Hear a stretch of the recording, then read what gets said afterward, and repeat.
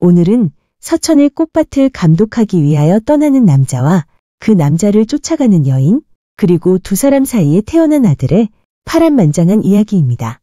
누워서 눈을 감고 들을 수 있게끔 오디오 중심으로 만들었습니다. 구독과 좋아요 그리고 알람 설정 부탁드립니다. 재미있고도 좋은 글로 보답하겠습니다. 옛날 어느 마을에 박영식과 김정국이란 사람이 이웃해서 살고 있었습니다. 영식은 부유하고 정국은 가난했는데 두 집 모두 자식이 없었습니다. 두 사람은 고심 끝에 전국의 명산대천을 찾아 자손을 빌기로 하였는데 정국은 가난해서 신불에게 올릴 예물을 마련할 길이 없었습니다. 그래서 영식이 동무정국이 올릴 공양까지 대신 부담했습니다. 기도한 정성이 통했는지 두 집 부인이 마침내 아기를 잉태했습니다. 너무나 기뻤던 영식과 정국은 아들, 딸을 낳으면 서로 짝을 맺어주기로 약속했습니다. 두 집에서 한나란시에 아기를 낳고 보니 영식의 아이는 딸이고 정국의 아이는 아들이었습니다.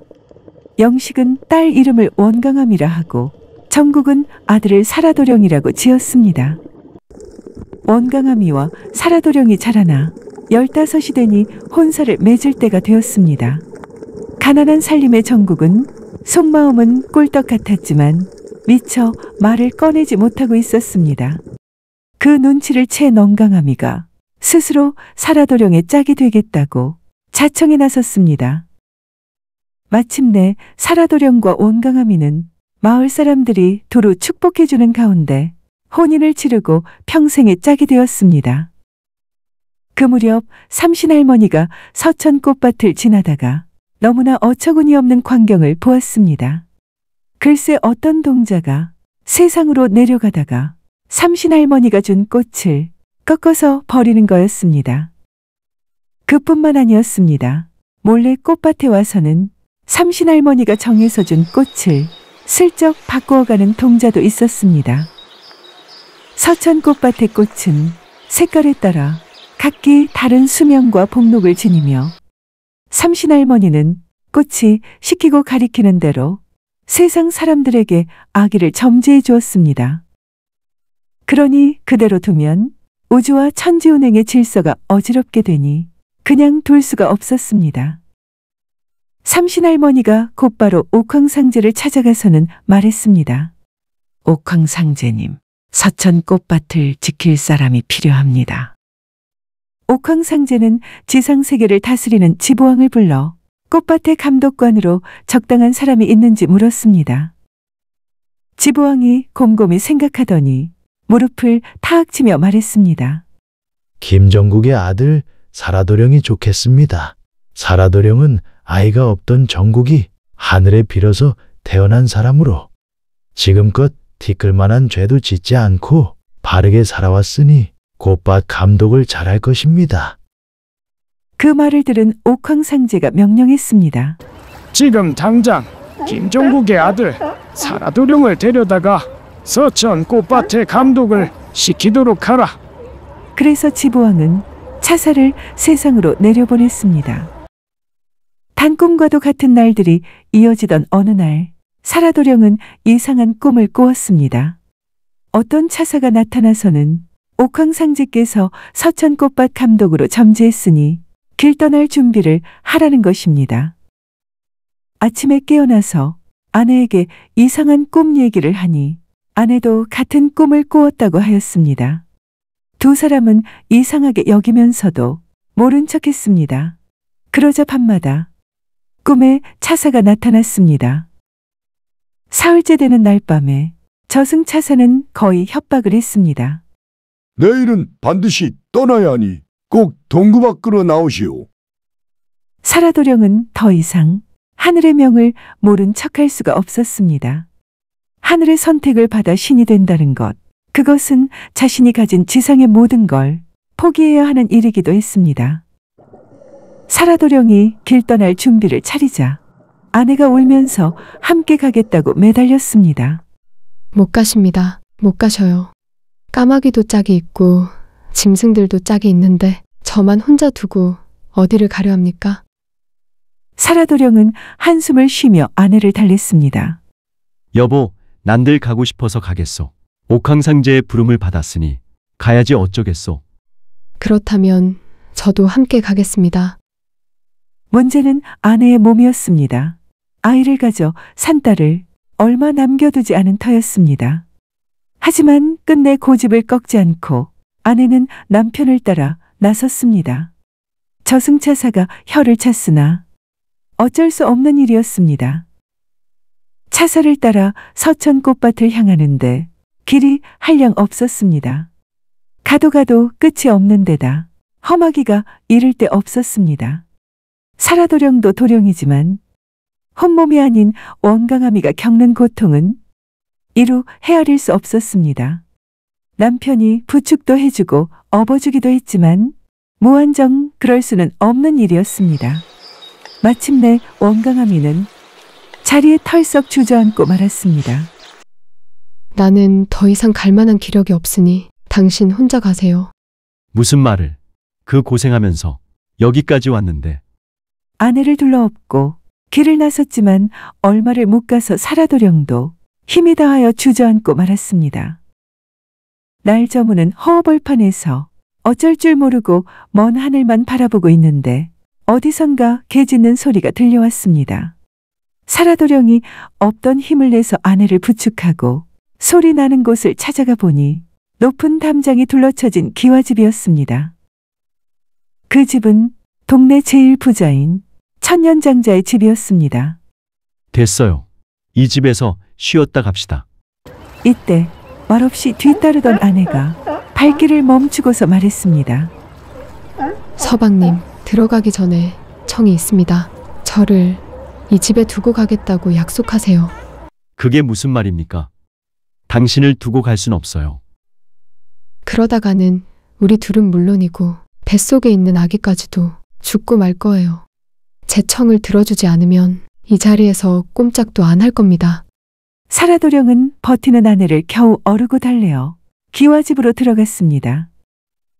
그 집은 수백한 넓이에 하인도 100명이 넘었습니다. 사라도령이 하룻밤 묵어가기를 청하자 하인이 나서서 말했습니다.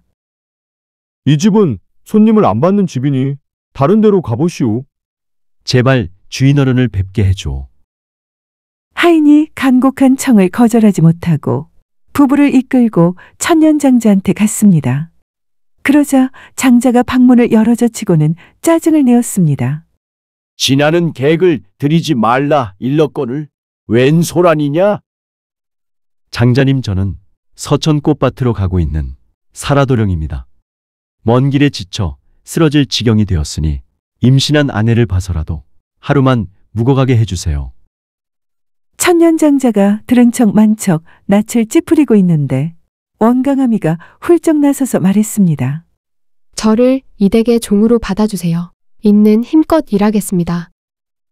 그러자 천년장자가 원강아미를 쓱 훑어보더니 그 미모에 놀랐는지 인심을 쓰듯이 허락했습니다. 우리 집에는 종이 넘쳐서 달리 쓸 데가 없지만 내 특별히 사정을 봐서 청을 들어주지. 사라도령이 끼어들 틈도 없이 일이 그렇게 정해지고 말았습니다. 잠시 후 저녁상이 나오는데 사라도령은 사랑방으로 불러 손님상을 차려주고 원강아미는 부엌 구석에 앉힌 채 식은 밥을 물에 말아서 주었습니다. 아내가 구박받자 사라도령이 눈물을 흘리면서 천년장자에게 말했습니다. 이 고을 풍습은 어떤지 몰라도 우리 마을 풍습은 부부가 이별할 때 한 상에 마주 앉아 먹게 합니다. 그렇게 해서 겨우 원강아미와 함께 저녁을 먹고 잠을 자려는데 사라도령은 사랑채로 들게 하고 원강아미는 행랑채로 가라고 했습니다. 우리 마을 풍습은 비록 종이 되었어도 부부가 이별할 때는 한 방에서 거처하게 합니다. 그렇게 간청해서 사라도령은 원강아미와 함께 마지막 밤을 보내게 되었습니다. 서방님, 제 걱정은 하지 마시고 맡은 소임을 다하세요. 그러나 가기 전에 아이 이름이나 지어주세요. 딸을 낳거든 한락되기라 하고 아들을 낳거든 한락궁이라 하세요. 그리고 나중에 아이가 커서 나를 찾거든 이것을 주시오. 사라도령은 이별의 정표로 상동나무 얼레빗을 부러뜨려서 원강아미와 한쪽씩 나누어 가졌습니다. 다시 만날 날을 기약하며 정회를 나누다 보니 어느새 닭이 울고 날이 밝아왔습니다. 사라도령은 떨어지지 않는 발걸음을 떼어 다시는 돌아오지 못할 것 같은 먼 길을 나섰습니다. 그날부터 원강아미의 종살이가 시작됐습니다. 마음을 굳게 다져먹었지만 시련은 곧바로 시작되었습니다. 밤마다 천년장자가 원강아미를 찾아와서는 몸 허락을 하라고 재촉했기 때문입니다.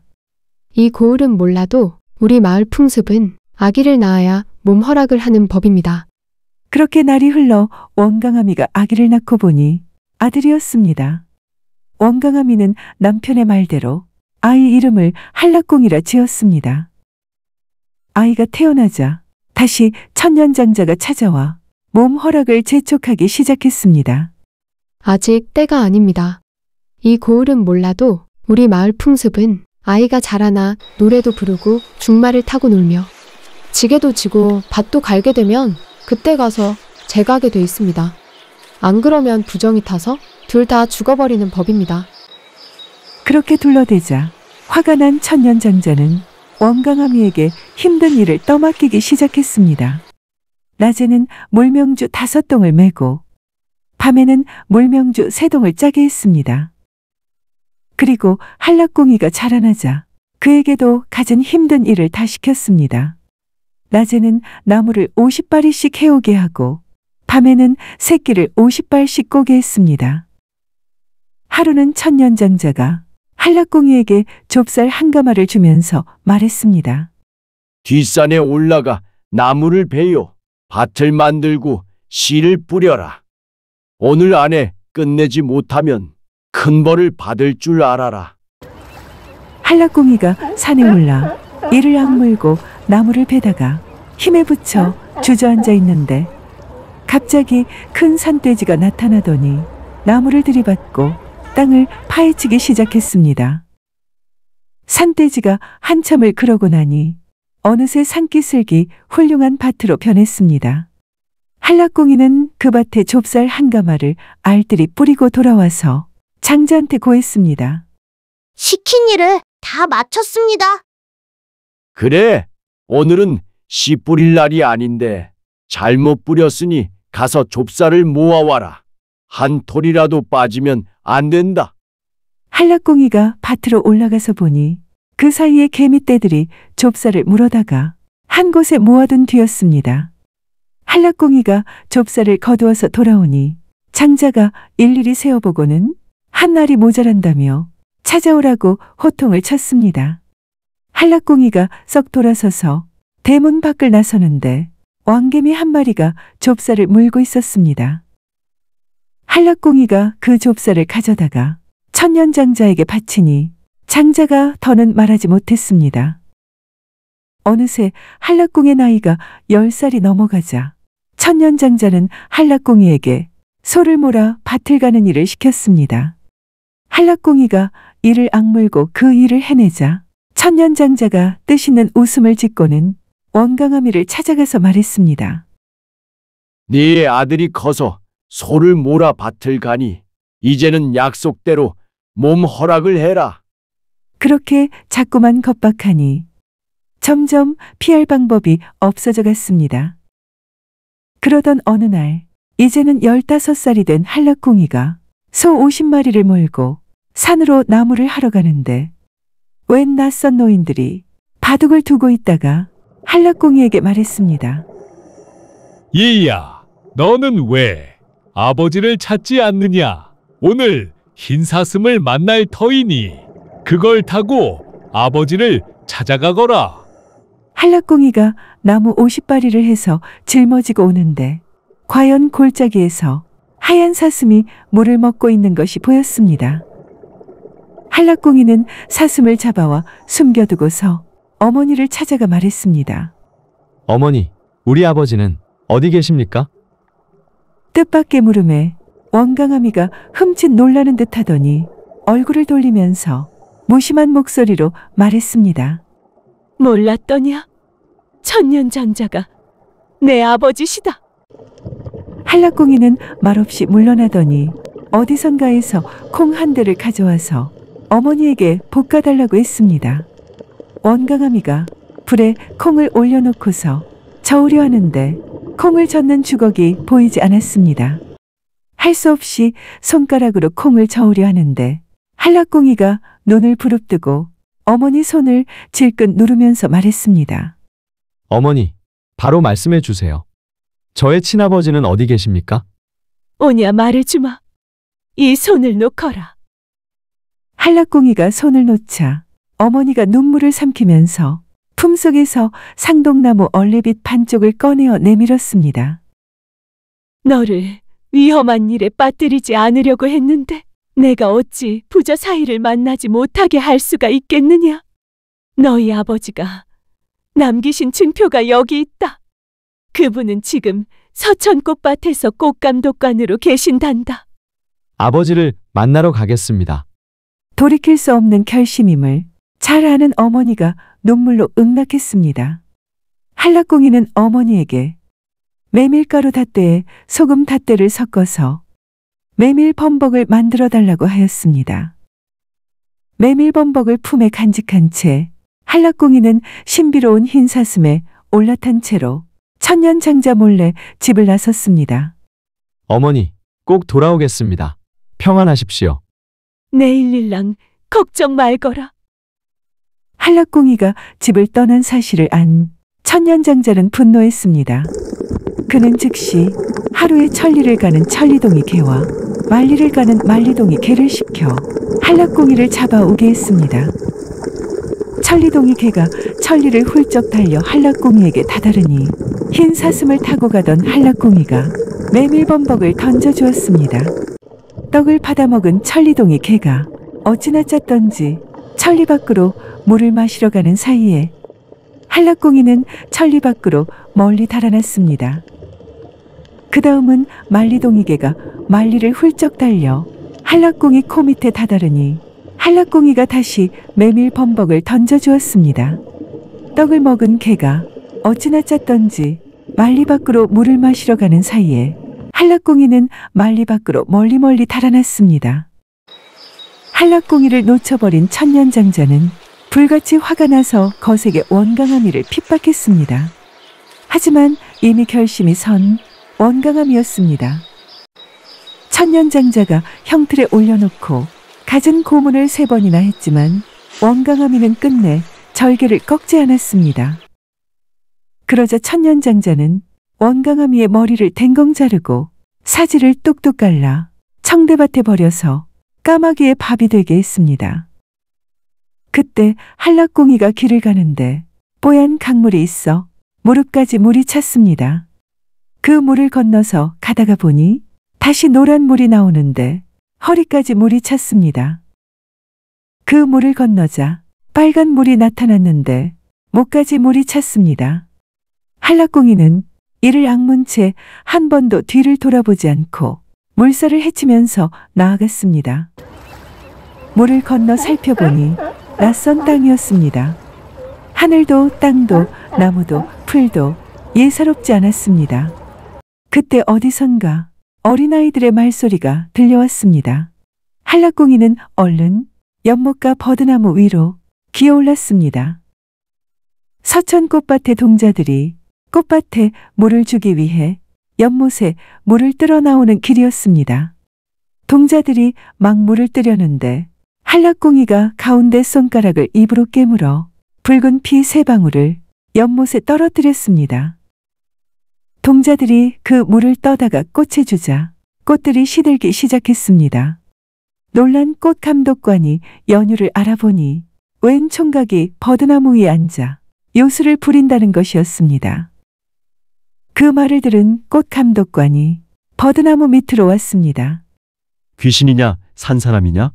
너는 어찌 거기 앉아 있느냐? 한락궁이가 나무에서 내려와서 말했습니다. 귀신이 아니라 산 사람입니다. 천년장자 집에서 학대받다가 꽃 감독관 아버지를 찾아 말리 길을 달려온 한락공이입니다. 어머니는 누구냐? 어머니는 원강아미입니다. 증표를 가지고 있느냐? 한락공이는 품속에서 상동나무 얼레빗을 꺼내 내밀었습니다. 꽃 감독관이 또한 얼레빗 한 짝을 꺼내어 서로 맞추어 보니 어김없이 들어맞아 하나가 되었습니다. 아들아, 내가 바로 너의 아비다. 무릎에 한번 앉아보지도 못했는데 어찌 아버지라 하겠습니까? 꽃 감독관 사라도령은 한락공이를 자기 무릎 위에 앉히고서 물었습니다. 아들아, 오는 길에 3번 물을 건너지 않았더냐? 무릎까지 차는 뽀얀 물을 건너고 허리까지 차는 노란 물을 건너고 목까지 차는 빨간 물을 건넜습니다. 그 물은 예산물이 아니다. 내 어머니가 천년장자 앞에서 3번이나 죽인다는 위협을 받으면서 쏟은 눈물이 서린 물이다. 지금 내 어머니가 죽어 청대밭에 누워 계시니 가서 구하도록 해라. 사라도령은 한락공이를 이끌고 꽃밭으로 가서 가지각색의 꽃을 보여주었습니다. 꽃밭에는 신기한 꽃들이 가득했습니다. 사라도령은 아들에게 뼈 오를 꽃과 살 오를 꽃, 피 오를 꽃, 숨 트일 꽃을 꺾어주고 울음꽃과 웃음꽃, 선심꽃과 수레멸망학심 꽃을 또 꺾어주고 떼죽나무 회초리도 만들어 주었습니다. 서천 꽃밭에 있는 갖가지 색깔의 꽃을 받아든 한락공이는 아버지를 하직하고 길을 나서 인간 세상 천년장자 집으로 향했습니다. 이윽고 한락공이가 천년장자 집에 다다르자 깜짝 놀란 장자가 노발대발 화를 내어 말했습니다. 감히 허락도 없이 집을 나가 이제야 돌아왔단 말이냐? 우리 어머니를 만나게 해주시오. 어머니는 어디 계십니까? 네 어미는 상전을 거역한 죄로 까마귀밥이 된 지 오래다. 이제 내 차례다. 죽는 걸 너무 서러워 마라. 장자님, 내 말을 한번 들어보시오. 내가 서천꽃밭에 가서 신기한 꽃들을 얻어왔습니다. 한 번 보면 100년 살고 2번 보면 1000년 사는 꽃이지요. 한번 보지 않으렵니까? 천년장자가 반신반의하면서 꽃을 꺼내보라고 하자 한락공이는 장자의 가족을 한자리에 불러 모은 다음 꽃을 하나씩 내보이기 시작했습니다. 한락공이가 먼저 웃음꽃을 꺼내 보이자 천년장자와 가족들이 배를 움켜쥐고 대굴대굴 구르며 웃기 시작했습니다. 한락공이가 울음꽃을 꺼내 보이자 천년장자와 가족들이 땅을 치면서 통곡하기 시작했습니다. 한락공이가 수레멸망학심 꽃을 꺼내 보이자 천년장자와 가족들이 눈에 살기가 돌면서 미친 듯이 싸우기 시작했습니다. 결국 천년장자와 그 가족은 그렇게 싸우다가 그 자리에 쓰러져서 모두 죽고 말았습니다. 그렇게 원수를 갚은 한락공이는 청대밭으로 향했습니다. 어머니 시신이 뼈만 앙상하게 흩어져 있었는데 원한이 사무쳐서인지 이마에 동백나무가 자라있고 가슴께는 오동나무가 서 있었습니다. 한락공이는 한참을 통곡하다 서천 꽃밭에 꽃을 꺼내 어머니 시신에 뿌리기 시작했습니다. 뼈오를 꽃을 뿌리니 뼈들이 절그럭거리며 서로 맞붙었습니다. 살오를 꽃을 뿌리니 살이 뽀얗게 피어올랐습니다. 피오를 꽃을 뿌리니 몸에 발그레 피가 돌았습니다. 숨트일 꽃을 뿌리니 맥박이 뛰기 시작했습니다. 떼죽나무 회초리로 몸을 3번 문지르니 어머니가 벌떡 일어나 앉았습니다. 서러운 아기야, 내가 봄잠을 너무 오래 잤나 보구나. 어머니 몸에 동백나무와 오동나무가 자랐으니 웬일입니까? 내 원한이 사무쳐서 그랬구나. 앞으로 동백나무의 열매가 맺거든 기름을 짜서 여인들 머리에 바르게 하고 오동나무는 어머니를 잃은 아들의 상장을 만들게 하자꾸나. 한락공이는 원강아미와 함께 다시 서천 꽃밭으로 향했습니다. 원강아미가 아들을 따라 서천 꽃밭에 도착해 사라도령을 만나니 서로 헤어진 지 20여 년 만의 만남이었습니다. 긴 세월 동안 쌓인 한으로 속이 다 문드러졌건만 남편 품에 안기는 순간 하나도 기억이 안 났습니다. 오직 행복할 뿐이라 남편이 그녀를 으스러지게 껴안는 순간 그녀의 몸은 사르르 다 녹아버렸습니다. 한락공인은 아버지의 뒤를 이어 꽃 감독관이 되어 서천 꽃밭을 다스리게 되었습니다. 이 일이 있은 뒤로부터 아버지 살던 곳에 아들이 사는 법이 세상에 생겨나서 대대손손 가문을 이어나가게 되었다고 합니다. 용어 풀이와 참고문헌 그리고 자료 출처는 명기만 하고 따로 읽지는 않겠습니다. 참고하시기를 바랍니다.